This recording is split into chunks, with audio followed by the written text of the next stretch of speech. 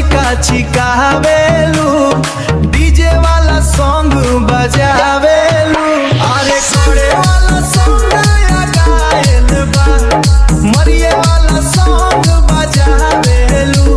अरे कोड़े वाला सॉन्ग बजावेलू डीजे वाला सॉन्ग बजावेलू। लाइट चमके हग उड़ेला डांस फ्लोर गरम हो जाला।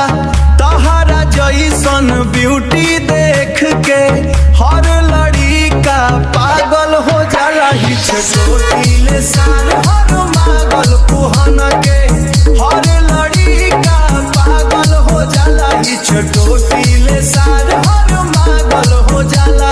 छोटी हो पागल हो मागल हो जाला। स्पीकर फाटे बेस बजे सब लोग डांस में आगे बढ़े। डीजे रिमिक्स जब चालू होखे पूरा क्राउड झूमे लगे सुलह होखे। दिलवा डीजे पे धड़के हो दिल हर प्यार में तड़पे हो।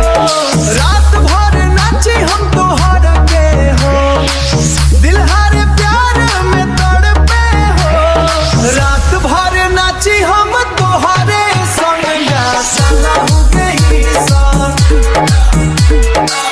पूरा महलवा भड़के होला चलहु गई।